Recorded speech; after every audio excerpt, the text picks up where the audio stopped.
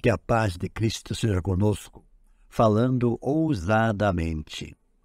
É uma carta de Paulo a Tito, um dos seus filhos da fé, capítulo 2, versículo 8, ele diz assim: linguagem sadia e irrepreensível, para que todo adversário seja envergonhado, não tendo como nos criticar. Sobre esse assunto, João Crisóstomo, que viveu de 347 a 407, um dos pais da igreja, ele também fala a respeito desse assunto, dizendo: é tempo de falar com ousadia. Isso já dizia quem escreveu o Salmo 119, diz assim: também falarei dos teus testemunhos na presença dos reis e não me envergonharei. Se estivermos entre pagãos, entre pessoas não cristãs, devemos calá-los sem ira ou dureza nas palavras. Se o fizermos com raiva, faremos com paixão e a ousadia dos que confiam em sua defesa. Porém, se falarmos com gentileza, isso se converterá em ousadia. Esta é a ação bem-sucedida e a raiva fracassa. Sucesso e fracasso não andam juntos. Porém, se quisermos ter ousadia, devemos nos livrar da nossa ira para que ninguém possa atribuir a ela as nossas palavras. Independentemente de quão sãs e corretas nossas palavras possam ser, de quão ousadamente nós estejamos falando, de quão razoavelmente estejamos corrigindo ou não, nós estragamos tudo quando falamos com raiva. Um exemplo nesse sentido é Estevão, o primeiro mártir da história da igreja. Enquanto as pedras eram jogadas sobre ele, Estevão usa palavras isentas de paixão, dirigidas por ele aos seus acusadores, perseguidores e algozes.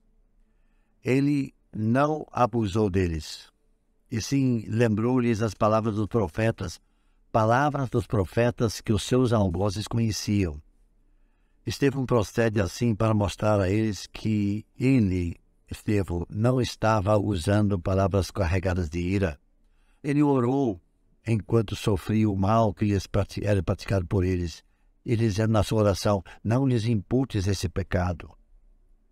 Ele estava longe de dizer essas palavras com raiva. Não. Ele as pronunciou com tristeza e lamento por eles. Ele ficou por menos, ou pelo menos, como registra o texto, que estava o seu rosto transfigurado.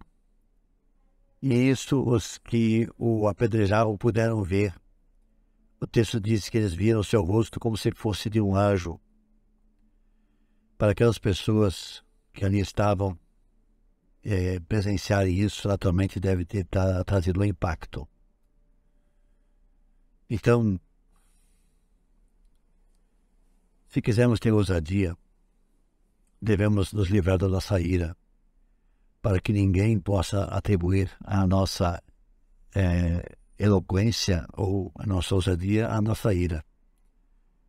Com essas palavras baseadas na nossa ira.